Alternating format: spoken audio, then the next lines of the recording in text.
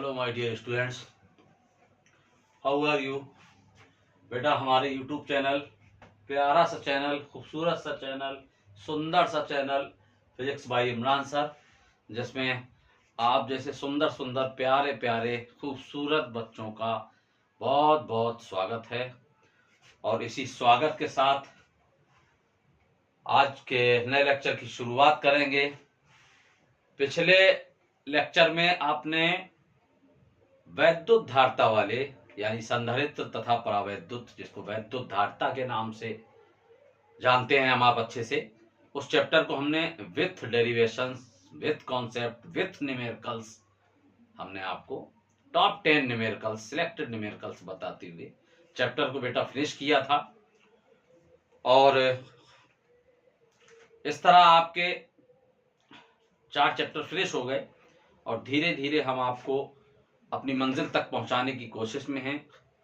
बस बेटा इसी तरह आप मेहनत करते रहिए, पढ़ते रहिए, अपने स्वास्थ्य को फिट रखिए, जिससे कि आप अच्छा बॉडी स्टेमिना बना रहे, ब्रेन पे ज़्यादा ओवरलोड ना पड़े और पढ़ाई करते रहिए निरंतर। अगर आप इस तरह मेहनत करते रहे तो जितनी ईमानदारी से हम कर रहे हैं और उसी ईमानदारी से आप जैसे अब कर रहे हो, इसी तरह अगर करते रहे तो हमें उम्मीद है कि आने वाली फिजिक्स की परीक्षा से 2-4 दिन 3 दिन पहले हम आपको इतना फिट कर देंगे, इतना फिट कर देंगे कि हो सकता कि आप जब पेपर में पहुंचे तो आपकी कल्पना से थोड़ा सा बाहर पहुंच जाए।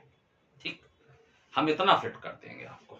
ठीक है, आपका बहुत अच्छा रिस्पॉन्स, आप बहुत अच्छी मेहनत कर रहे हैं, हम उम्मीद करते हैं कि आप बहुत अच्छी मेहनत कर रहे होंगे। ठीक, चलिए खैर, मेरा मतलब ये है कि आपको हम हर शाम 7:30 बजे एक नया लेक्चर दे देते हैं। 7:30-8 के बीच में एक नया लेक्चर दे देते हैं और आप आराम से उसको 50 मिनट, 40 मिनट, पौन घंटा, 1 घंटा, इस तरीके से आप जो भी है उसको पढ़ डालते हैं। और जितना आप पढ़ रहे हैं तो आप भी सोच रहे होंगे मुझे तो सब कुछ मालूम है, लेकिन आपके भी मन में ख्याल आता होगा कि अब हम बहुत क्रीम चीजें पढ़ रहे हैं और अगर इस 1 घंटे को हम लेक्चर को फिनिश करते हैं तो हमें, आपको महसूस हो रहा होगा कि अब हम फिजिक्स की एक अच्छी प्रिपरेशन की ओर बढ़ रहे हैं। चलिए खैर, बातों में समय न बर्बाद करके, अपनी बहुत ज्यादा तारीफें न करके, ठीक, आपके मुद्दे की बात करते हैं। और आपके मुद्दे पे अगर पहुंचे तो बेटा आज से फिजिक्स का इस नए लेक्चर में फिजिक्स का 5वां चैप्टर, जिसको वैद्युत चालन कहते हैं, इलेक्ट्रिकल कंडक्शन कहते हैं, और उसका पहला पार्ट आज से शुरुआत करते हैं। ठीक, चलिए, चैप्टर का नाम आप लगा लीजिए, नोट्स आप अपने सामने रखिए, पेन अपने हाथ में रखिए, और चैप्टर का नाम, चैप्टर नंबर 5, चैप्टर नंबर 5, वैद्युत चालन, वैद्युत चालन। बेटा इसको इंग्लिश में इलेक्ट्रिकल कंडक्शन कहते हैं। मेरी राइटिंग बहुत अच्छी नहीं है, आप मेरे बोलने से उच्चारण समझें। इलेक्ट्रिकल, आर है, conduction, CONDUCTION, conduction, electrical conduction. प्यारा सा चैप्टर बेटा। ठीक, एक चीज हम आपको अच्छी सी बता दें कि इस चैप्टर में आपको बहुत बड़े डेरिवेशन नहीं मिलेंगे, या ये मान के चलिए कि डेरिवेशन नाम के लिए है बस इसमें। ठीक, इसमें है क्या बेटा, इसमें जो डेरिवेशंस हैं भी वो आपके बहुत सिंपल से हैं, और स्पेशली एक पार्ट हम आपको डेरिवेशन डे जिसको बोलते हैं, डेरिवेशन के नाम पे एक पार्ट रहता है, वो नहीं रहेगा, मिक्स रहेंगे। यानी जैसे आज के पार्ट में कोई एक आध डेरिवेशन तो कल के पार्ट में 1-2 डेरिवेशन, इस तरीके से। ठीक, और वो भी बहुत हल्के फुल्के डेरिवेशन। हाँ, लेकिन इसका न्यूमेरिकल बहुत इंपॉर्टेंट है। और बेटा इस चैप्टर के अंदर एक अच्छाई ये है कि इससे एक नंबर के जो अति लघुत्तरी क्वेश्चन होते हैं वो बहुत बनते हैं। ठीक, हम आपको पेट भर के दिखाएंगे, मतलब पेट भरने मतलब ये नहीं कि बिल्कुल जहुआ भर के, बस जितने में आपका पेट भर जाए, जहुआ भरने। ठीक, चलिए, तो हम देखिए वैद्युत चालन, ये जो दरअसल चैप्टर है, ये इस फिजिक्स की एक यूनिट है, विद्युत धारा। उस यूनिट का ये पहला चैप्टर कहलाता है, और वैसे फिजिक्स का 5वां चैप्टर कहलाता है। लेकिन हमें सबसे पहले इस चैप्टर में हमें यही समझने की जरूरत है बेटा, हेडिंग लगा लीजिए आप लोग, विद्युत धारा क्या होती है। विद्युत धारा बचपन से आप देखते सुनते प्रैक्टिकली उसको अपने आप में देखते सुनते चले आ रहे हैं। विद्युत धारा, इंग्लिश में इसको इलेक्ट्रिक करंट कहते हैं। और करंट तो आप बचपन से जान जाते, जब 4 साल के बच्चे हो जाते तभी से आप जान जाते करंट क्या चीज है ना, क्योंकि जोर का झटका धीरे से लगे, ये अक्सर आप अब तक आपके साथ 1-2 मरतबा हो चुका होगा। विद्युत धारा, इलेक्ट्रिक करंट। इलेक्ट्रिक करंट बेटा समझना बहुत आराम से। देखिए पहला पॉइंट इसका, इसे आई से प्रदर्शित करते हैं। किससे? आई से प्रदर्शित करते हैं। दूसरी बात समझें आप, आई से प्रदर्शित करते हैं। दूसरा ये कि आई बराबर, इसका एक छोटा सा सूत्र है Q/T, Q/T। ठीक। और जब हम सूत्र दे देते हैं, आप मेरा फॉर्मेट समझ गए होंगे पढ़ाने का, जब हम सूत्र आपके सामने रख देते हैं तो आपके मन में अब विचलन होने लगा होगा कि हम परिभाषा तो अपने आप बना लेंगे सर, यही तो कहते हैं सूत्र सामने हो तो डर किस बात का। ठीक, तो आप परिभाषा बनाना चाहें बना ले। ठीक, देखिए किस तरह से दलिया भर परिभाषा है इसकी। इसमें आप एक बात सुनने, जैसे हम t का मान यहाँ पे 1 सेकंड ले लें बेटा, जब हम t का मान 1 सेकंड ले लेंगे तब I बराबर Q/1 यानी Q हो गया। डेफिनेशन सुनिए आप, किसी चालक में प्रति सेकंड, 1 सेकंड का मतलब प्रति सेकंड है, आप 1 सेकंड कह दो, 1 सेकंड अच्छा लगे, प्रति सेकंड भी कह सकते हैं। किसी चालक में 1 सेकंड में प्रवाहित होने वाले आवेश की मात्रा को उस चालक में प्रवाहित वैद्युत धारा कहते हैं। किसी चालक में 1 सेकंड में प्रवाहित होने वाले आवेश की मात्रा को वैद्युत धारा कहते हैं। दूसरे तरीके से सुनिए, किसी चालक में प्रति सेकंड प्रवाहित होने वाले आवेश की मात्रा को वैद्युत धारा कहते हैं। तीसरे तरीके से सुनिए, देखिए एक चीज हम आपको बता दें भविष्य के लिए भी जानकारी में, और हो सकता कि मतलब कहने का कि आप भूतकाल में पढ़ के कहीं से जानकारी करके आए हों। ये जैसे आवेश है और कोई भी भौतिक राशि हो, अगर बेटा उसको हम डिवाइडेड बाई टाइम कर देंगे, समय से डिवाइड कर देंगे, तो वो उस भौतिक राशि की दर कहलाती है। जैसे कि मान लो ये आवेश है और उसमें हमने अगर समय से भाग दे दिया तो वो आवेश प्रवाह की दर कहलाएगी। ये क्या है? Q क्या है? किसी चालक में प्रवाहित होने वाला आवेश है, और अगर हमने उसको समय से डिवाइड कर दिया तो वो आवेश प्रवाह की दर बन गया। तो ये Q/T, इसको हम क्या कहेंगे? आवेश प्रवाह की दर। और किसके बराबर है? वैद्युत धारा के बराबर। तो इस तरह से एक तीसरी डेफिनेशन बन जाती है कि किसी चालक में आवेश प्रवाह की दर को, किसी चालक में आवेश प्रवाह की दर को वैद्युत धारा कहते हैं। तीनों डेफिनेशन एक बार फिर सुनिए, किसी चालक में प्रति सेकंड प्रवाहित होने वाले आवेश की मात्रा को वैद्युत धारा कहते हैं, या किसी चालक में 1 सेकंड में प्रवाहित होने वाले आवेश की मात्रा को वैद्युत धारा कहते हैं, या किसी चालक में आवेश प्रवाह की दर को वैद्युत धारा कहते हैं। राइट, चलिए अब चलते हैं इसके चौथे पॉइंट पे। बेटा मात्रक की बात करें तो इसका मात्रक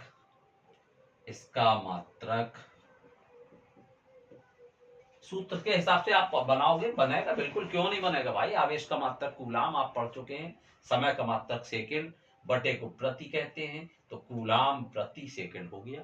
ठीक, इसी को हम शॉर्ट में कह देते हैं एम्पियर। तो जो एमकेएस सिस्टम के अंतर्गत वैद्युत धारा का मात्रक है, और वैसे भी फर्स्ट ईयर में आप पढ़ के आए कि वैद्युत धारा एक मूल राशि होती है ना, और इसका जो मात्रक होता है वो क्या होता है? एम्पियर। Ampere, ampere. ठीक, सिंबल के रूप में बेटा ऐसे लिख देते हैं इसको, ऐसे 5 एम्पियर लिखना, 5A लिखते हैं। ठीक, इसका मात्रक एम्पियर। तथा विमा, बेटा विमा क्या होती है? विमा देखो, अब Q आवेश है, आवेश की विमा आपने AT पढ़ी, टी समय है, समय की विमा तो टी होती ही है, और टी से टी ए, ऊपर ए टी नीचे टी, टी से टी कट गया तो ए बचा, तो इसकी विमा क्या होती बेटा, ए होती है विमा ए। एक और सबसे अच्छी बात बेटा इसके बारे में हम आपको बताएं, यह एक अदिश राशि है। आप कहोगे इसमें कौन सी बहुत अच्छी बात आपने बता दी, ऐसे खींचतान के कह रहे एक सबसे अच्छी बात है ना। तो आदेश होती है या सदेश होती है, आप यही कह रहे होगे। बेटा बात सच है कि या तो आदेश राशि हम यहां लिखते हैं और आदेश नहीं लिखते तो सदेश लिख देते, ठीक। लेकिन इसमें बहुत अच्छी बात क्या है बेटा, बहुत अच्छी बात यह है कि धारा जो है उसमें दिशा होती है। धारा को हमेशा जो है हमेशा एरो के द्वारा प्रदर्शित करती है। कैसे? एरो के द्वारा प्रदर्शित करती है। और जब एरो कहीं लगा हो तो एरो क्या बताता बेटा, डायरेक्शन को तो बताता है। एरो जो है वो दिशा को ही तो व्यक्त करता है। तो उस हिसाब से तो धारा सदिश राशि हुई ना, फिर हम अदिश राशि क्यों कह रहे हैं? मतलब दिशा होते हुए भी वैद्युत धारा एक सदिश राशि ना होके अदिश राशि है, ऐसा क्यों? वो भी हम आपको बताएंगे। ऐसा इसलिए कि अगर आपने फर्स्ट ईयर में अच्छे से पढ़ा हो वेक्टर के बारे में, सदिश के बारे में, तो वेक्टर के अपने कुछ नियम होते हैं। वेक्टर के नियम पे अगर हम पहुंचे तो एक वेक्टर जैसे ये 3 मात्रक का है, 3 सेंटीमीटर 3 मीटर कुछ भी मान लो, और दूसरा वेक्टर ये 4 मात्रक का है। तो वेक्टर का नियम ये कहता है, इनके बीच का एंगल बेटा कितना है, 90 डिग्री। वेक्टर का नियम ये कहता है कि इन दो वेक्टरों का जब हम परिणामी वेक्टर निकालेंगे, परिणामी वेक्टर, तो परिणामी वेक्टर का सूत्र होता बेटा आर बराबर √a² + b² + 2ab cos theta. बहुत ध्यान से समझना इस बात को। और a का मान 3 है, b का मान 4 है, और r इसका परिणामी वेक्टर है। तो a का मान 3, 3 का स्क्वायर 9, b का 4, 4 का स्क्वायर 16 प्लस 2 इंटू a का मान 3, b का मान 4 इंटू cos थीटा का मान 90। दोनों के बीच का एंगल कितना, 90 डिग्री। और cos 90 का मान 0 होता है, cos 90 का मान 0 होता है। तो 2 तिया 6 चौको 24 ये बना, और इंटू में 0 तो सत्यानाश हो गया, सब 0 हो गया। मतलब सबका मतलब सिर्फ इतना पद 0 हो गया। ये सेफ है। तो ये कितना है बेटा जो सेफ है, 16 9 25 और 25 का वर्गमूल 5। मेरा मतलब परिणामी वेक्टर 5 आया। ठीक, अब आप बात को समझो। अगर हम वेक्टर के नियमों के हिसाब से चलें तो एक वेक्टर ये 3 है, ये दूसरा 4 है, तो वेक्टर के नियम के अनुसार उसका परिणामी 5 आएगा। इसलिए ये वेक्टर नियम लग रहा है यहाँ पे। अब आप बात समझना, अगर हम कह दें कि ये धारा 3 एम्पियर है, ये धारा 4 एम्पियर है, तो बेटा वेक्टर के हिसाब से धारा 5 एम्पियर नहीं बनती है। बस ये वेक्टर के नियमों का पालन नहीं करती है वैद्युत धारा, इसलिए ये दिशा होते हुए भी अदिश राशि है। क्यों नहीं करती उसको भी समझो। देखो कैसे नहीं कर रही, आप वो भी क्लियर करें हम आपको। मान लीजिए, देखिए ये 3 एम्पियर का करंट आ रहा, देखना ध्यान से, ये 3 एम्पियर का बेटा करंट आ रहा, और यहां से एक करंट ये जा रहा 4 एम्पियर का। तो बेटा 3 एम्पियर 4 एम्पियर तो परिणामी 5 एम्पियर होना चाहिए वेक्टर के अनुसार, तो 5 एम्पियर इसके अनुसार समझो। 5 हो जाता तो फिर क्या कहने, सदिश राशि ना हो जाती। ठीक, लेकिन नहीं, उसकी किस्मत में नहीं था बेटा, दिशा होते हुए भी वो अदिश रह गई। अफसोस की बात, बेचारी जिंदगी भर पछताती है। 3 एम्पियर यहां से आई, 4 एम्पियर यहां से गई। अगर हम इस पॉइंट को, जहां पे गंगा जी जमुना जी दोनों मिल रही हैं, और आपने देखा होगा इलाहाबाद में दृश्य महाकुंभ के मेले में जाके कि बेटा जब गंगा जी यहाँ से पहुंचती हैं, जमुना जी यहाँ से पहुंचती हैं, तो दोनों का संगम होता है, दोनों मिलन करती हैं। और जब दोनों मिलती हैं तो बेटा एक अदृश्य सरस्वती जी का उद्गम होता है, जिसको हम संगम कहते हैं, इन 3 नदियों का संगम। ठीक, तो मेरा मतलब ये 3 एम्पियर बेटा यहां से आई, 4 एम्पियर यहां से आई, और दोनों जब इस जंक्शन पर, इस पॉइंट पर, इस संधि पर मिल गई, तो 3 एम्पियर यहां से और 4 एम्पियर यहां से जब दोनों मिल के आगे बढ़ी, तो बेटा मालूम कितना था, 7 एम्पियर। तो बेटा हम यहां देख रहे हैं कि 3 और 4 का परिणामी तो 5 है, बीच का एंगल अगर 90 हो, लेकिन यहां 3 और 4 के बीच का एंगल तो बेटा 90 है, सब कुछ वही है, 3 है 4 है, बीच का एंगल 90 है, लेकिन उन दोनों का टोटल, उन दोनों का परिणामी 5 नहीं है। इट मीन्स कि वैद्युत धारा वेक्टर के नियमों को फॉलो नहीं करती है, और यहां जो वेक्टर के नियमों को फॉलो करेगा वही तो सदिश राशि कहलाएगा। जब वेक्टर के नियमों को फॉलो नहीं कर रही, इसलिए वो दिशा होते हुए भी कैसी राशि है, अदिश राशि। ओके, चलिए भाई,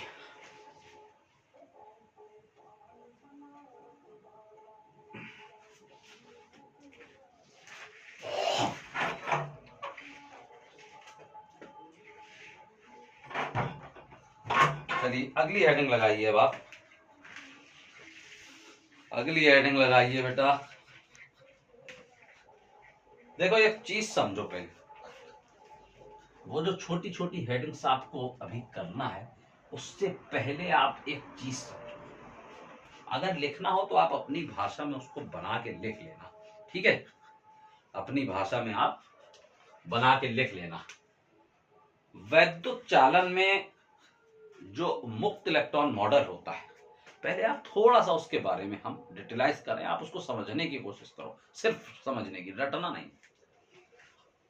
अगर हम मुक्त इलेक्ट्रॉन मॉडल की बात करें, वैद्युत चालन में मुक्त इलेक्ट्रॉन मॉडल आपको लिखना हो तो बना के फिर अपनी भाषा लिख लेना, इतनी सिंपल भाषा में हम आपको समझा देंगे।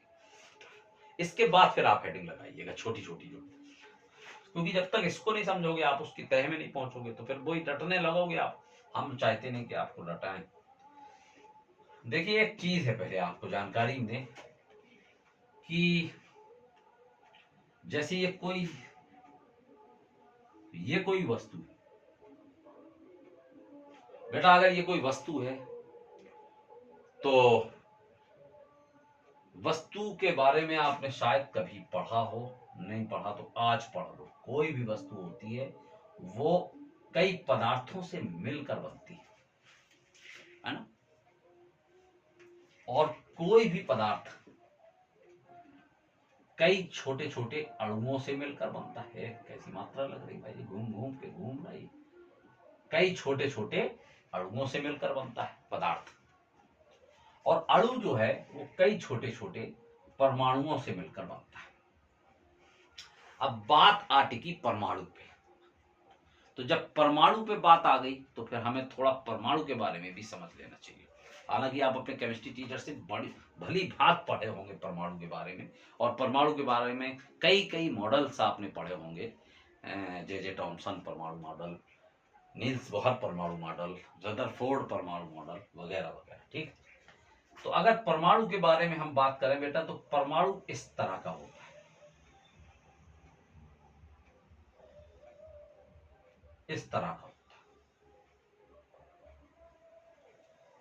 ये जो सबसे अंदर छोटा सा गोलन नन्हा सा दिखाई दे रहा, प्यारा सा खूबसूरत सा, इस अंदर के छोटे से गोले को कहते हैं नाभिक। क्या कहते हैं बेटा, इसको नाभिक कहते हैं। और नाभिक के अंदर दो हमारे क्या कहना चाहिए, मुख्य अतिथि, जिनका नाम है प्रोटॉन और न्यूट्रॉन, सिर्फ, इसके अलावा कोई नहीं। नाभिक के अंदर बेटा प्रोटॉन और न्यूट्रॉन होते हैं। प्रोटॉन पे पॉजिटिव चार्ज होता है, यानी धनावेशित होता है। न्यूट्रॉन न्यूट्रल होता है, उदासीन होता है, उस पर कोई आवेश नहीं होता। नाभिक के चारों तरफ ये जो आपको सर्कल दिखाई दे रहे हैं, ये सब ऑर्बिट्स कहलाती हैं। ऑर्बिट्स मीन्स कक्षाएं कहलाती हैं। नाभिक के चारों ओर जो भी कक्षाएं हैं, उन कक्षाओं में ये जो हम छोटा छोटा सिंबल गोल गोल बना रहे हैं, इसको इलेक्ट्रॉन का सिंबल कहते हैं। ये इलेक्ट्रॉन है, नाभिक के चारों ओर जो कक्षाएं हैं, उन कक्षाओं में इलेक्ट्रॉन जो है चक्कर लगाते रहते हैं।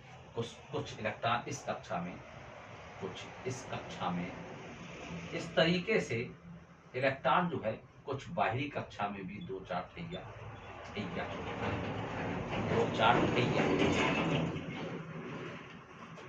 इस तरीके से इलेक्ट्रॉन नाभिक के चारों ओर चक्कर लगाते रहते हैं। तो ये क्या है बेटा? इलेक्ट्रॉन।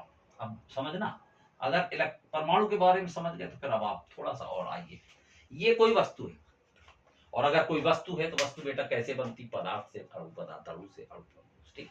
और अब आप घूम के आइए कि वस्तु कैसे बनी, देखिए परमाणु से, है ना। तो परमाणु तो बहुत होंगे वस्तु के अंदर। अब अगर ये कोई वस्तु है तो इसके अंदर तो बहुत सारे परमाणु होंगे, है ना। अगर हम इसको कुछ ऊर्जा देने लगे वस्तु को, आराम से कहानी को समझना बेटा, ठीक। बहुत मतलब थोड़ा सा इंटरेस्टेड कहानी है, लेकिन थोड़ा टाइम लग रहा, और जल्दबाजी करेंगे तो लपट जाएंगे। अगर हम इस वस्तु को कुछ ऊर्जा दें बाहर से, ये जो परमाणु इसके अंदर घुसे हुए हैं, ये परमाणु तुरंत उसको खींचने लगते।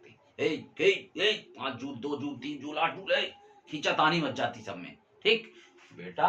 जब हम इसको ऊर्जा देते हैं, अरे तो जो परमाणु यहाँ पे होते हैं उनको सबसे पहले ऊर्जा मिलती है, ठीक। चल मान लीजिए ये बेचारा परमाणु सबसे पहले नंबर पे था और इसको ज्यादा से ज्यादा सबसे पहले इसी को ऊर्जा मिली। अच्छा, लेकिन जब इसको ऊर्जा मिली तो अब हम पूछें कि इसके अंदर जो इलेक्ट्रॉन हैं उनको भी तो ऊर्जा मिलेगी भाई। परमाणु को ऊर्जा मिली तो परमाणु के अंदर ही तो इलेक्ट्रॉन है, इलेक्ट्रॉनों को भी ऊर्जा मिलेगी। लेकिन जिस तरीके से ये परमाणु होशियार था, यहाँ किनारे बैठ गया था, सबसे पहले ऊर्जा पा गया, उसी तरह से जो इलेक्ट्रॉन बाहरी कक्षाओं में है बेटा, इनको सबसे पहले मिलेगी, इनको सबसे पहले मिलेगी, फिर अंदर वालों को, फिर उसके अंदर वालों को, ठीक। तो मेरा मतलब ये है कि जब ये इलेक्ट्रॉन बाहर से जब कुछ ऊर्जा पाते हैं तो मत जाते हैं, भूल जाते हैं अपने आप। हम क्या थे?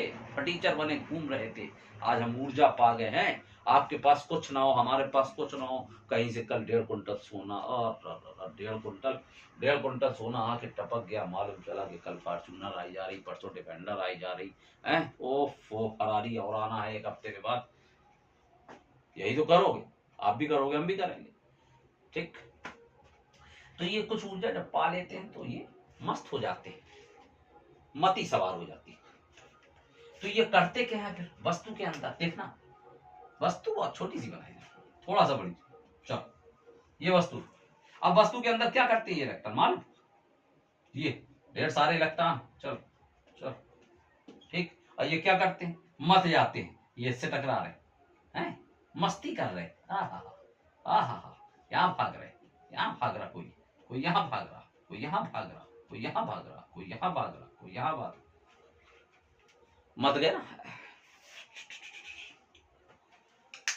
बस अब आप मुद्दे पे आ जाइए, कितना समझ गए? अब मुद्दे पे आइए बेटा। ये आपस में टकरा रहे हैं ना, ये से, ठीक। ये मान लो इससे टकराया, एक टक्कर होगी, जस्ट इसके बाद कौन सी टक्कर है?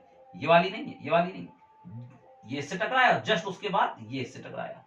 तो कंटिन्यू वाली जो टक्कर है, कंटिन्यू कॉलिजन, क्रमागत टक्कर, एक ये, बाकी टक्कर तो फिर आगे, फिर ये वाली, फिर ये वाली, है ना, फिर ये इससे टकराया। क्रमागत टक्कर है जो 2 हैं, ये और ये, या ये और ये, या ये और ये, मतलब 2 क्रमागत टक्कर, ठीक। तो 2 क्रमागत टक्कर के बीच में तय की गई दूरी को माध्य मुक्त पथ कहते हैं। ये दूरी और प्लस ये दूरी, इस दूरी को बेटा क्या कहते हैं? माध्य मुक्त पथ कहते हैं। यहां से यहां तक जाने का समय और यहां से यहां तक जाने का समय, टोटल समय जो लगा इन 2 क्रमागत टक्करों में लगने वाले समय को श्रांति काल कहते हैं।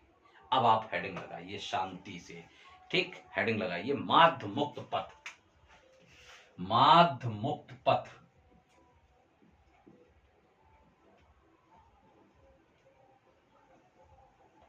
माध्य मुक्त पथ, फ्री मीन पाथ। क्या लिखेंगे बेटा? दो क्रमागत ट्रैक्टरों के बीच, दो क्रमागत ट्रैक्टरों के बीच तय की गई दूरी को माध्य मुक्त पथ कहते हैं। दो क्रमागत ट्रैक्टरों के बीच तय की गई दूरी को माध्य मुक्त पथ कहते हैं।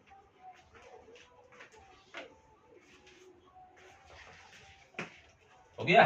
दो क्रमागत ट्रैक्टरों के बीच तय की गई दूरी को माध्य मुक्त पथ कहते हैं। इसके बाद आप हेडिंग लगाइए,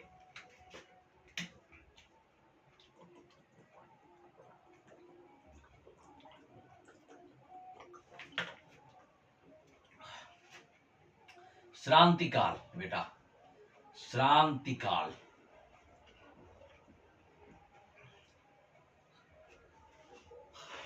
श्रांतिकाल इंग्लिश में बेटा इसको बहुत प्यारा नाम दिया गया भाई, वाह, रिलैक्सेशन टाइम। Relaxation time. आप तो रिलैक्स का मतलब समझते हो ना? रिलैक्स क्या होता है? जब आप आराम से ऑन द बेड हो और आंखें मीच लो, तकिए पे सर रख लो, आंखें मीच के ऐसे लेट जाओ, उसी को तो रिलैक्स कहते हैं ना। तो रिलैक्स का मतलब क्या? रिलैक्स मिल रहा, श्रांति मिल रही, ठीक। अगर आप इसको संस्कृत से हटके बेटा थोड़ा सा हिंदी में आ जाए, शांति मिल रही, ठीक, उसी को तो रिलैक्स कहते हैं जब शांति मिल। तो रिलैक्सेशन टाइम, रिलैक्स करने का टाइम। अब आप सुनिए, दो क्रमागत ट्रैक्टरों के बीच, दो क्रमागत ट्रैक्टरों के बीच में जो समय लगता है, अब आप ऐसे नहीं समझ पाओगे, ऐसे समझो।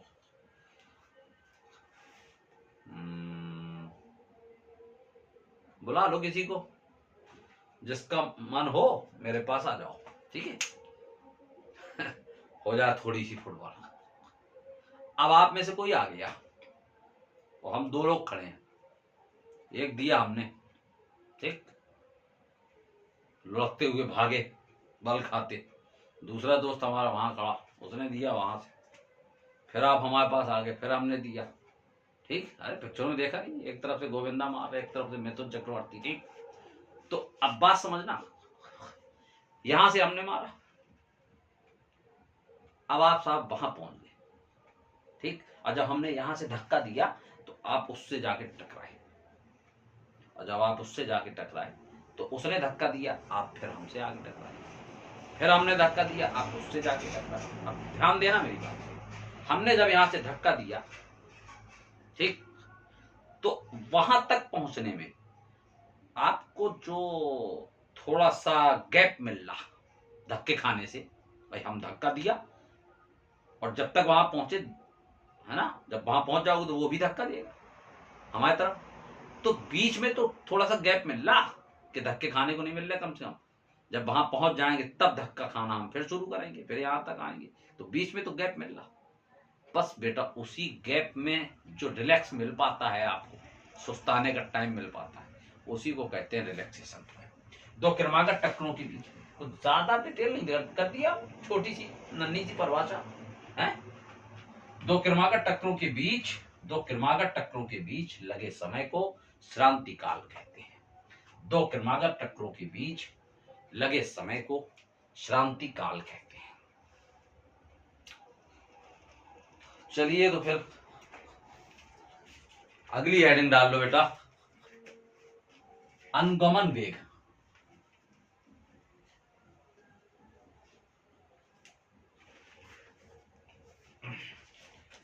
बेटा ये बहुत इंपॉर्टेंट हेडिंग है, ये बहुत इंपॉर्टेंट तो सभी कुछ है जो हम पढ़ा रहे हैं वो इंपॉर्टेंट ही पढ़ा रहे हैं, लेकिन ये बहुत इंपॉर्टेंट है। हेडिंग लगाइए आप, अनुगमन वेग। अनुगमन वेग बेटा इसका एक दूसरा नाम भी होता है, इसलिए आप ब्रैकेट में उसको भी लिख लेना, जान लेना, अफवाह वेग। अफवाह वेग, ठीक। और अगर इंग्लिश में भी लिखना हो तो ड्रिफ्ट वेलोसिटी कहते हैं, ड्रिफ्ट वेलोसिटी।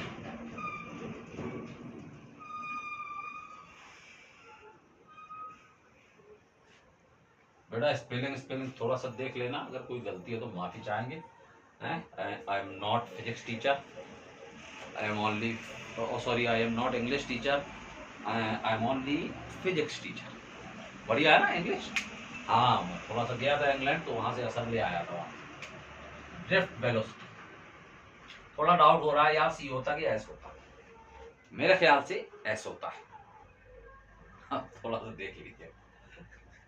ठीक, ड्रिफ्ट वेलोसिटी, अनुगमन वेग, इसी को अपवाह वेग कहते हैं। बेटा बहुत आराम से समझो, फिर लिख लेना। थोड़ी सी बड़ी डेफिनेशन है, 2 3 4 लाइन की। एक तार है हमारे पास, धात्विक तार है, कॉपर का, एल्युमिनियम का, ठीक।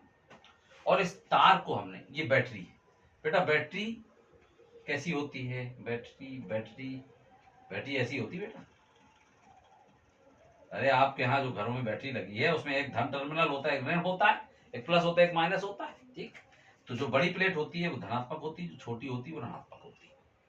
और इस तार के दोनों सिरों को, नाम दो भाई, बिना नाम दिए, तार का नाम ए बी है। और दोनों सिरों को, तार के दोनों सिरों को हमने बैटरी से कनेक्ट कर दिया। एक सिरा बैटरी के धन टर्मिनल से और दूसरा ऋण टर्मिनल से, प्लस से माइनस से। और जैसे ही बैटरी से सेल से कनेक्ट किया, तो तुरंत इसमें धारा प्रवाहित होने लगी। क्या होने लगी? धारा प्रवाहित होने लगी। अब धारा प्रवाहित होगी तो बेटा वोल्टेज उनके बीच आ जाएगा, है ना। तो कुल मिला के ये कि जब किसी तार के सिरों को हम बैटरी से जोड़ देते हैं, तो तार के सिरों के बीच विभवांतर स्थापित हो जाता है।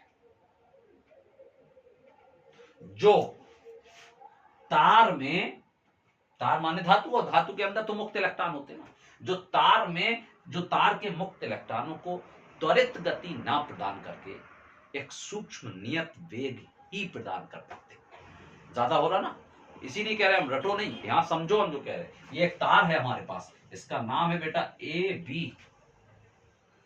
और इस तार के दोनों सिरों को हमने इस बैटरी से जोड़ दिया। देखिए कैसे, तार के इस तरीके से खींच, ये धन से, ये ऋण से। और जैसे ही जोड़ा तो इसमें धारा प्रवाहित होने लगी। धारा प्रवाहित होने का मतलब उसके सिरों के बीच विभवांतर स्थापित हो गया। तो मेरा मतलब डेफिनेशन में ये कहने का है, जो आपको लिखना, आप सुनिए, जब तार के सिरों को, जब किसी तार के सिरों को बैटरी से जोड़ते हैं, तो उसके सिरों के बीच विभवांतर स्थापित हो जाता है। अच्छा, अब तार का मतलब धातु, और धातु के अंदर तो मुक्त इलेक्ट्रॉन होते हैं ना। अभी हमने समझाया था आपको कि धातु के अंदर मुक्त इलेक्ट्रॉन होते हैं किसी वस्तु के अंदर। तो जब तार के सिरों को बैटरी से जोड़ते हैं, तो तार के सिरों के बीच विभवांतर स्थापित हो जाता है, जो तार के मुक्त इलेक्ट्रॉनों को त्वरित गति प्रदान न करके सूक्ष्म नियत वेग ही प्रदान कर पाता है, जिसे अनुगमन वेग या अपवाह वेग कहते हैं। फिर से सुनो आराम से। जब तार के सिरों को बैटरी से जोड़ देते हैं, तो उसके सिरों के बीच विभवांतर स्थापित हो जाता है, जो तार में उपस्थित मुक्त इलेक्ट्रॉनों को त्वरित गति प्रदान ना करके एक सूक्ष्म नियत वेग ही प्रदान कर पाता है, जिसे अनुगमन वेग कहते हैं। ओके, अब आपको याद हो जाएगी। और एक दो बार थोड़ा सा पढ़ लेना बेटा, ठीक। चलिए, इसे वीडी से प्रदर्शित करते हैं, उसमें आगे लिख लो बेटा, इसे वीडी, ड्रिफ्ट वेलोसिटी, ठीक है, इसे वीडी से प्रदर्शित करते हैं,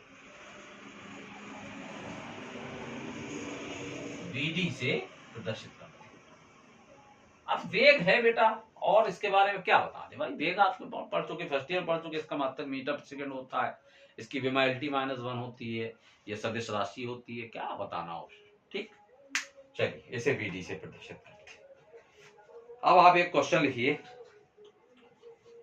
अनुगमन वेग जान ही गए, तो अब आप एक क्वेश्चन लिखिए, छोटा सा व्यंजक है, छोटा सा प्यारा सा,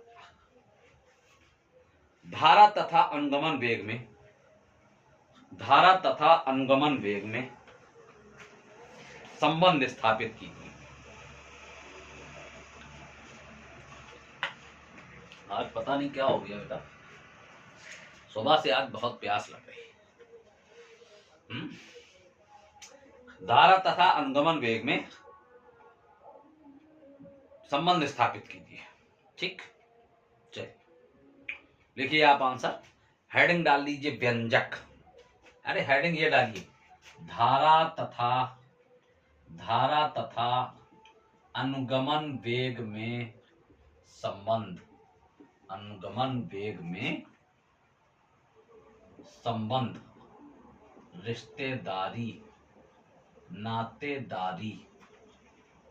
व्हाट इज द रिश्तेदारी in the between current and drift velocity? Okay, what is the relation in between current and drift velocity? ये आपको डेरिवेशन छोटा सा है सिद्ध करना। ठीक, चलिए लिखिए। आप क्या लिखेंगे, आप उसको सुने ध्यान से और उसको लिखें। ठीक, माना किसी तार के अनुप्रस्थ काट का क्षेत्रफल ए, अनुप्रस्थ काट का क्षेत्रफल ए, तार के एकांक आयतन में मुक्त इलेक्ट्रॉनों की संख्या n, स्मॉल n, तार के एकांक आयतन में मुक्त इलेक्ट्रॉनों की संख्या n, तथा अनुगमन वेग vd है। अनुगमन वेग vd है। तीन चीजें आपने मानी, फिर से आप सुनो एक बार। माना किसी तार के अनुप्रस्थ काट का क्षेत्रफल a, तार के एकांक आयतन में मुक्त इलेक्ट्रॉनों की संख्या n, तथा अनुगमन वेग vd है। तब क्या क्या माना? तार के अनुप्रस्थ काट का क्षेत्रफल a, तार के अंदर जो अभी बनाया था ना तार, और हमने बताया था तार में बेटा, तार तो धातु का होता है ना, कॉपर का, एल्युमिनियम का, लोहे का। ठीक, तो तार के अंदर मुक्त इलेक्ट्रॉन होते, उन इलेक्ट्रॉनों की संख्या n और अनुगमन वेग vd। तीन चीजें हमने माना। किसी तार के अनुप्रस्थ काट का क्षेत्रफल a, तार के एकांक आयतन में मुक्त इलेक्ट्रॉनों की संख्या n, तथा अनुगमन वेग vd है। तब अब आप यहां देखिए, तार के, बेटा अच्छे समझना, एकांक क्षेत्रफल, दो लाइन है, केवल दो लाइन। तार के एकांक क्षेत्रफल से एकांक समय में, एकांक अच्छा ना लगे तो प्रति सेकंड कर लें, बात एक ही, प्रति सेकंड गुजरने वाले मुक्त इलेक्ट्रॉनों की संख्या।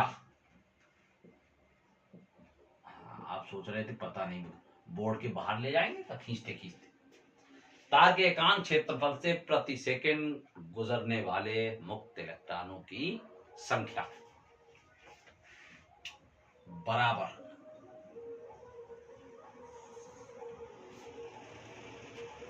ध्यान देना बेटा, n इंटू vd।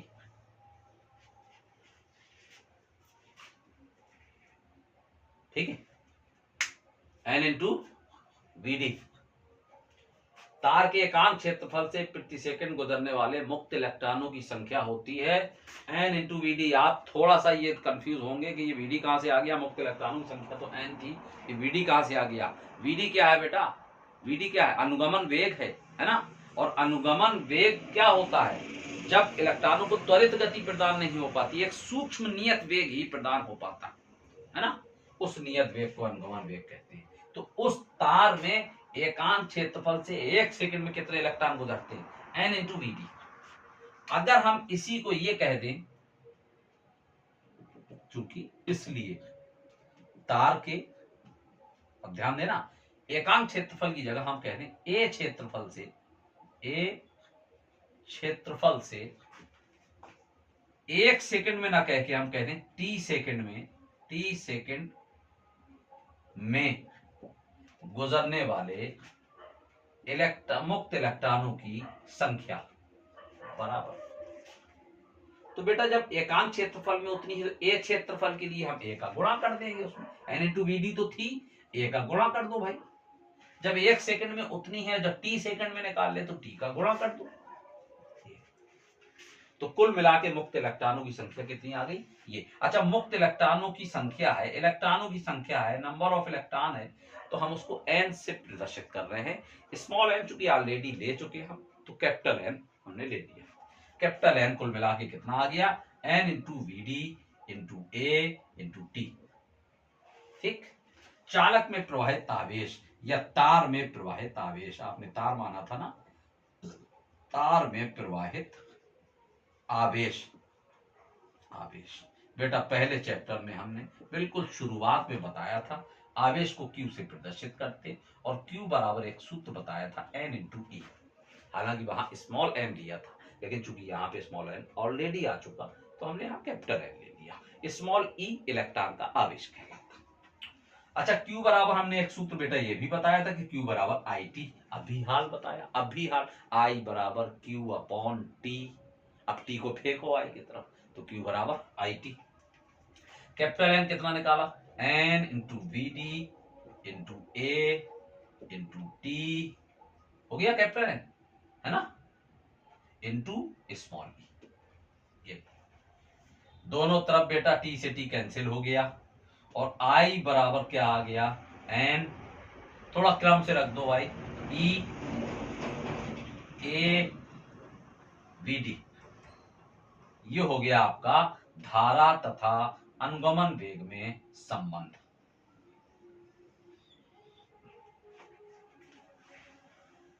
स्क्रीनशॉट कर लीजिए आप।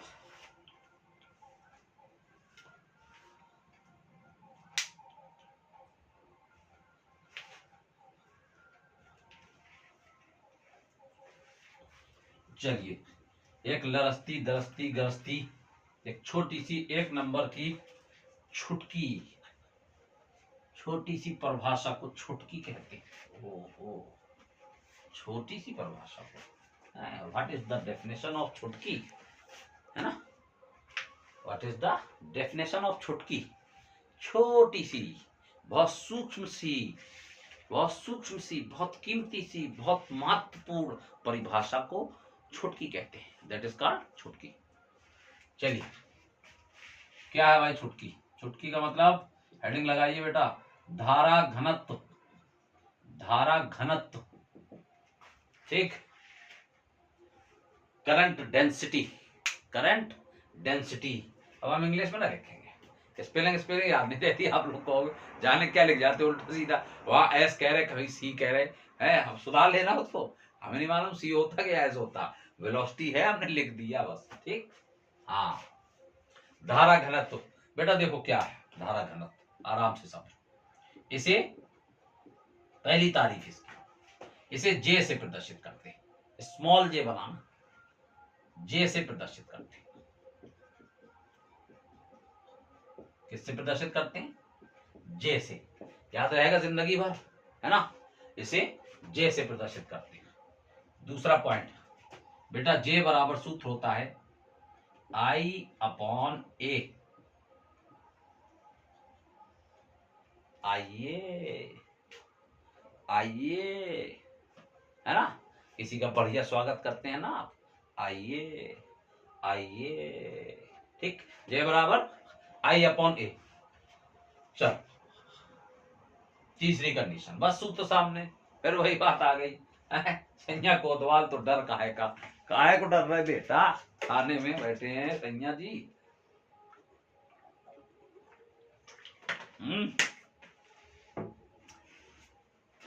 काहे को डर है अपन लोग, हैं, अपने पिताजी अगर थानेदार हो, अपने बड़े भाई थानेदार हो, अपना कोई दोस्त थानेदार हो, तो कौन डरेगा बताओ, आप बन जाओगे तो क्या हम डरेंगे, हैं?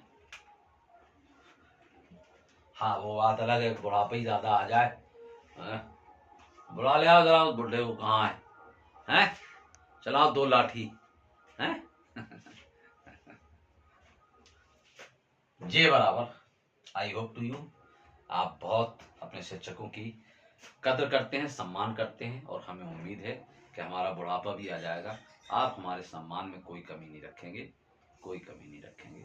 ये तो हंसी मजाक था बेटा, हंसा देते हैं, आप लोगों का मन बहल जाता, थोड़ा सा पढ़ते पढ़ते एकदम बोर हो जाते हैं, आप लोग थक जाते हैं, आप भी तो इंसान हैं, छोटे से मासूम से बच्चे हैं, थोड़ा कभी कभी हंसा देते हैं, कहीं कोई बात का हमारा अगर कहीं आपको कहीं भी जरा सा भी कोई बुरा लग जाए तो आई एम सॉरी, माफ करना, और हंसाने के लिए, आपका मन बहलाने के लिए थोड़ा बहुत कभी कभी मूड आ जाता, हो जाता, हमको भी थोड़ा सा रिलैक्स मिल जाता, आपको भी, कहाँ तक चीखें, तो हंसी मजाक हो जाता है, आपका भी मन बहलता होगा, हम समझ रहे हैं, और हमारा भी बहल जाता थोड़ा सा। लेकिन ये कि अगर कहीं कोई जाने अनजाने कहीं थोड़ी सी कोई शब्दावली में कहीं मिसिंग हो जाए, को आपको अगर उससे हर्ट हो तो मुझे माफ कर दीजिएगा आप। चलिए खैर, जे बराबर आई अपॉन ए, है ना। अब समझो एक मिनट, एक कंडीशन हम लगा दें, यदि ए बराबर 1 वर्ग मीटर, बेटा क्षेत्रफल को हमने एकांक मान लिया, और अगर हम क्षेत्रफल को 1 रख दें तो आई बटे 1 आई तो रह जाएगा, तब जे बराबर क्या हो जाएगा, आई, है ना। बस यहीं से तो परिभाषा तैयार हो गई, यहीं से तैयार हो गई। किसी चालक के एकांक क्षेत्रफल में प्रवाहित होने वाली वैद्युत धारा को धारा घनत्व कहते हैं। किसी चालक में एकांक क्षेत्रफल में, किसी चालक के एकांक क्षेत्रफल में प्रवाहित होने वाली वैद्युत धारा को धारा घनत्व कहते हैं। किसी चालक के एकांक क्षेत्रफल में प्रवाहित होने वाली वैद्युत धारा को धारा घनत्व कहते हैं। ठीक।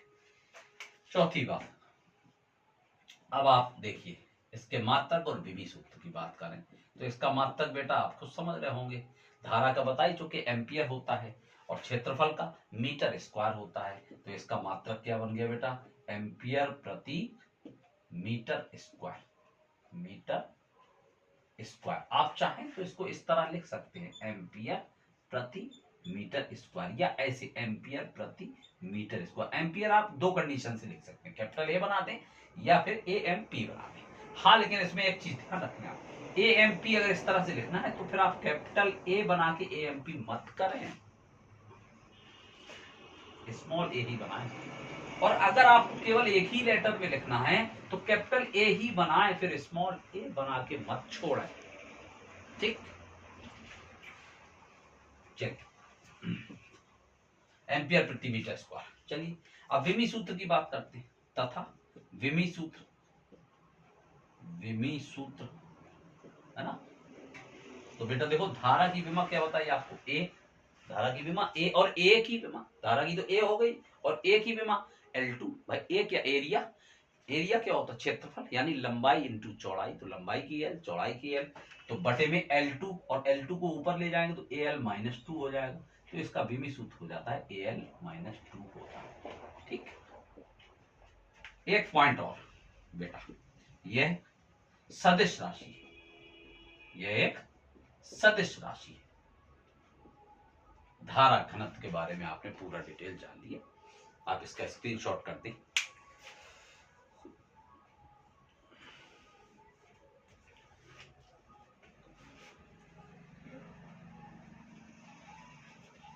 चलो बेटा, एक छोटी सी बात और,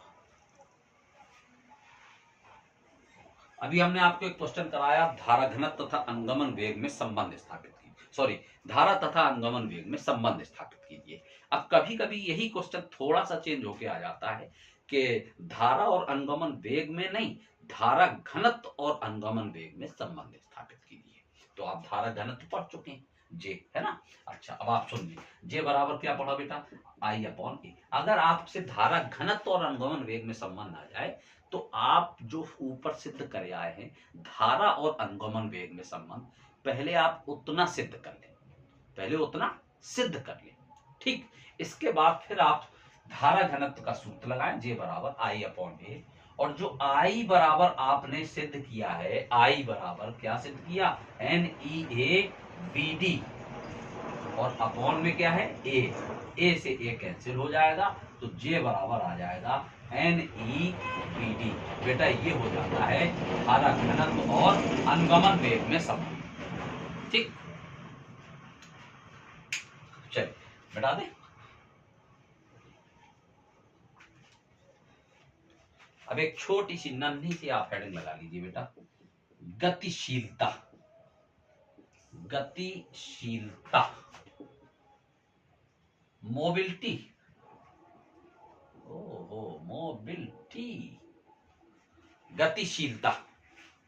ठीक, चलिए पहला पॉइंट समझे भाई इसके बारे में, इसे म्यू से प्रदर्शित करते बेटा, किससे, म्यू से प्रदर्शित करते, म्यू से प्रदर्शित करते।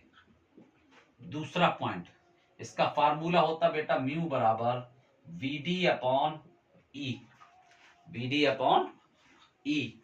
थोड़ा इंक बेटा इसकी डाउन मार गई कुछ, चलो इंक थोड़ा सा बढ़ा दी जाए।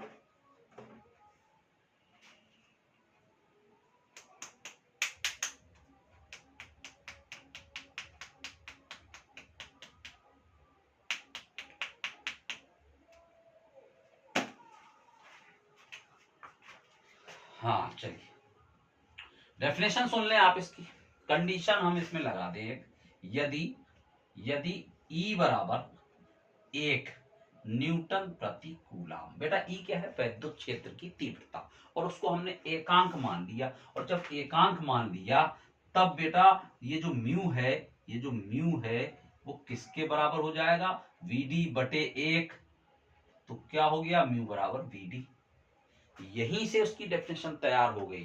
क्या हो गई? सुनिए आप, किसी आवेश वाहक द्वारा एकांक समय एकांक वैद्युत क्षेत्र में प्राप्त किए गए अनुगमन वेग को गतिशीलता कहते हैं। किसी आवेश वाहक द्वारा एकांक वैद्युत क्षेत्र में, ये क्या है? वैद्युत क्षेत्र है ना, एकांक माना। किसी आवेश वाहक द्वारा एकांक वैद्युत क्षेत्र में प्राप्त किए गए अनुगमन वेग को गतिशीलता कहते हैं। ओके, चलिए खैर, इसके बाद एक बेटा बहुत इंपॉर्टेंट हेडिंग है, चलते चलते आप इसको भी देख लें, फिर आज का लेक्चर यहीं पे समाप्त किया जाए। ठीक, बहुत इंपॉर्टेंट हेडिंग है, बहुत पूछा जाता बेटा, इसकी डेफिनेशन बहुत पूछी जाती, इसका मात्रक बहुत पूछा जाता है। प्रतिरोध को इंग्लिश में बेटा कह देते हैं, लिख लीजिएगा आप, इंग्लिश में भी रेजिस्टेंस कहते हैं, रेजिस्टेंस। ठीक, चलिए, रेजिस्टेंस माने प्रतिरोध होता है। तो चलो भाई, जब रेजिस्टेंस माने प्रतिरोध होता है तो एक चीज तो आप वहीं से क्लियर कर गए होंगे कि बेटा इसको हम आर से प्रदर्शित करते हैं, किससे? कैपिटल आर से। अब हम इसके बारे में थोड़ा सा आपको जानकारी दें, 2 से 3 मिनट और लेंगे और इसके बाद अलविदा।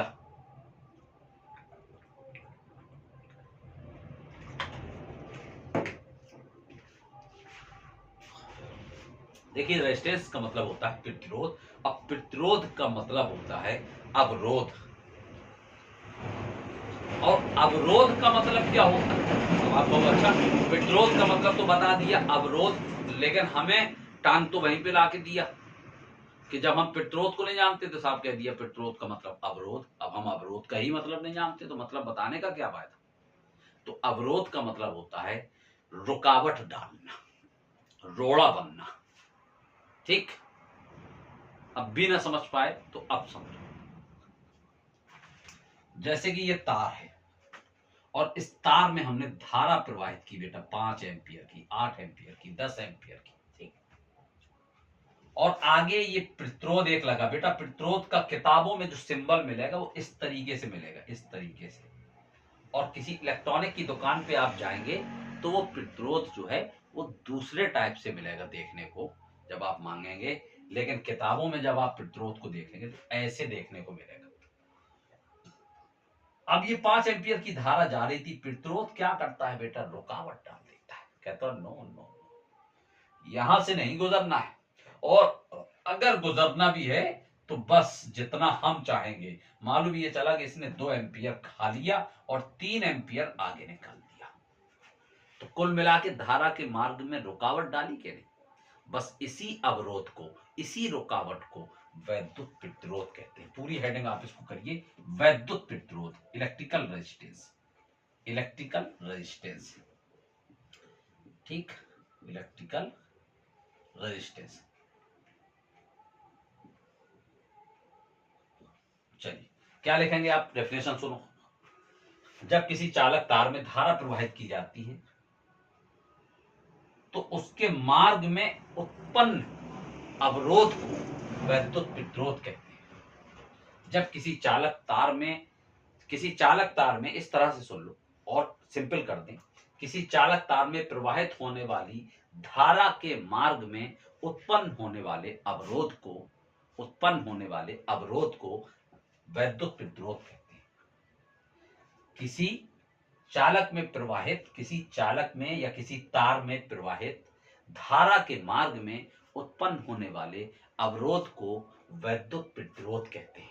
ठीक, ये इसकी डेफिनेशन होगी बेटा, नीचे लिख लेना। उसके आगे इसे आर से प्रदर्शित करते हैं, आर से प्रदर्शित करते हैं। ठीक, एक लाइन बेटा और लिख लेना, इसका मात्रक, इसका मात्रक,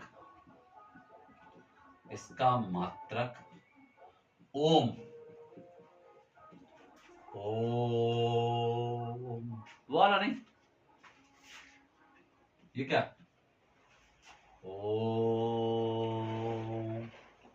ये वाला ओम।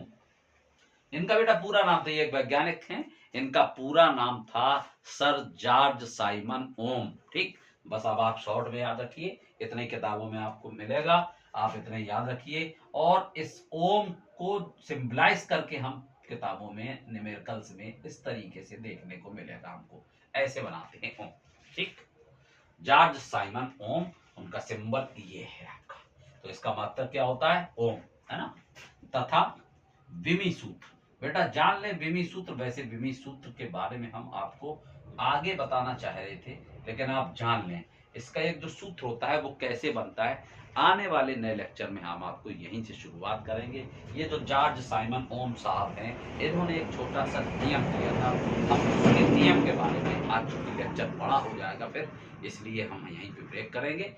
इनके नियम के बारे में हम आपको कल के नए लेक्चर में बताएंगे, और उसी लेक्चर में हम आपको बताएंगे कि बेटा वैद्युत प्रतिरोध R बराबर V/I होता है। अब हम प्रतिरोध की विमा निकालना चाहें तो बेटा V की विमा रख दें। विभव की विमा आप पिछले चैप्टर में पढ़ चुके हैं, आपको याद होगी, हम तो खैर भूल गए, खा गए, है ना, आप भी भूल जाओगे। आने वाले फिजिक्स के पेपर में मेरी गारंटी है 99% आप विमी सूत्र इसका भूल जाओगे, और जो कहता हो कि हमें याद रहेगा वो भी ये मान ले, फिजिक्स जब माने चल रही है तो वो भी ये मान ले कि हम भूल गए सर। ठीक, हम भी भूल गए, आप भी भूल गए, तो चलिए कोई दिक्कत नहीं। V बराबर W/Q आपने भली भाग पढ़ा है, और बटे में क्या है बेटा, I।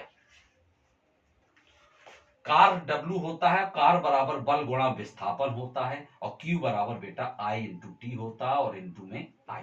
तो और मड़ोड़ के बिल्कुल ऑपरेट कर दिया, ऑपरेशन कर दिया उसका। देखें विमी सूत्र कैसे नहीं आता, हम तो भूल गए थे। सच सच बताओ बेटा, आप भूल जाओगे कि नहीं, या अभी भूल गए थे, पिछले चैप्टर पढ़ के आओ, बताओ याद था या भूल गए थे, भूल गए थे, भूल गए थे तो यह है तरीका, सीख लो, रटो मत। बल का विमी सूत्र mL/T-2, विस्थापन यानी दूरी, दूरी के लिए L, तो ये L2 हो गया, एक घात और बढ़ गई, बटे में आओ। I की विमा A, अभी हाल बता के जा रहे हैं, I की विमा A, और ये भी I है तो इसकी विमा भी A, तो A2 हो गया। T की विमा T, चलो सबको ऊपर करो। ठीक, बस अब यहां आ जाओ, M L2, T की पावर 1 है, इसको ऊपर करो, -1 हो जाएगा, और ये -2 पहले से है यहाँ, तो T की पावर -3, और A की पावर 2 को ऊपर करो, A की पावर -2। कैसी रही बेटा, जुग जुग जियो मेरे लाल, ऐसे ही बनाओगे परीक्षा में, समझ रहे। विमी सूत्र होता है, चलिए इसका मात्रक क्या होता है, ओम, और विमी सूत्र mL/T-3 A-2 होता है। अब हमें आप उम्मीद है कि आप इसको बढ़िया से तैयार करेंगे। और एक चीज बता दें बेटा हम, कि वैद्युत प्रतिरोध जो होता है, हमने बता दिया कि धारा के मार्ग में रुकावट डालने वाला, यानी धारा के मार्ग में उत्पन्न होने वाले अवरोध को वैद्युत प्रतिरोध कहते हैं। ठीक, अब आप सुनिए, आप किसी इलेक्ट्रॉनिक की दुकान में जाएंगे, आपको रेजिस्टेंस जो होगा, प्रतिरोध जो होगा, वो ऐसा नहीं मिलेगा। इसका प्रतीक भी समझ लो बेटा, ये ऐसा होता है, इसका प्रतीक ऐसा नहीं मिलेगा आपको देखने में दुकान में, किताबों में मिलेगा। ठीक, अब आप लेकिन दुकान में जब जाओगे, किसी इलेक्ट्रॉनिक की दुकानदार से आप कहोगे कि हमको प्रतिरोध दे दीजिए, तो वो बेटा कहेगा माफी चाहते हैं, हमारे दुकान में प्रतिरोध नहीं है। बेटा किसी सब्जी की दुकान में अगर मिल जाए, किसी किराने की दुकान में मिल जाए तो ले लीजिएगा आप। फिर आप उससे इंग्लिश में बोलिएगा रेजिस्टेंस दे दीजिए, वो तुरंत उठेगा, आपको रेजिस्टेंस दे देगा। हो सकता है आपसे एक चीज और पूछ ले कि कितने ओम की रेजिस्टेंस चाहिए, कितने ओम की, हाउ मच नंबर ऑफ ओम, कितने ओम की रेजिस्टेंस चाहिए, तो आप उसको बता दीजिएगा, 2.5 ओम, 5 ओम, 10 ओम, 20 ओम, 15 ओम, जितने ओम की रेजिस्टेंस आपको चाहिए वो आपको तुरंत दे देगा। लेकिन रेजिस्टेंस कहोगे तो समझ जाएगा, प्रतिरोध कहोगे बेटा तो वो समझ नहीं पाएगा। वो पढ़ा लिखा आपकी तरह हमारी तरह जाएगा, वो पढ़ा लिखा तो ठीक। तो आप भी थोड़ा पढ़ लिख के जाए और उससे कहें I give me 2.5 ohm resistance, तो वो तुरंत दे देगा। ठीक, चलिए आज का लेक्चर यहीं पे फिनिश करते हैं, और हम आपसे पूरी उम्मीद के साथ, जितनी ईमानदारी से हम मेहनत कर रहे हैं, हमें उम्मीद है आपसे कि आप उतनी ही ईमानदारी से मेहनत करते रहेंगे। कर तो रहे हैं, ये तो हमें कॉन्फिडेंस हो गया आपके ऊपर, लेकिन करते रहेंगे, अपने हौसले को तोड़ेंगे नहीं, और हम आपकी हिम्मत को तोड़ने देंगे नहीं। हम आपको बैक नहीं होने देंगे, आपकी हिम्मत को टूटने नहीं देंगे। आप सिर्फ मेरा थोड़ा सा हौसला बढ़ाते रहिए, हमारे चैनल को कोशिश करते रहिए, फिजिक्स बाय इमरान सर वाले जो यूट्यूब चैनल है उस चैनल को थोड़ा थोड़ा सब्सक्राइब करते रहिए, हमको थोड़ी थोड़ी सी बेटा एनर्जी देते रहिए। बस समझिए कि मेरा उद्धार होगा, आपका उद्धार कर देंगे। ठीक, चलिए आज का लेक्चर यहीं पे फिनिश करते हैं, और आप अपने स्वास्थ्य का ध्यान रखते हुए अपनी पढ़ाई का भरपूर ध्यान देंगे। Okay, bye.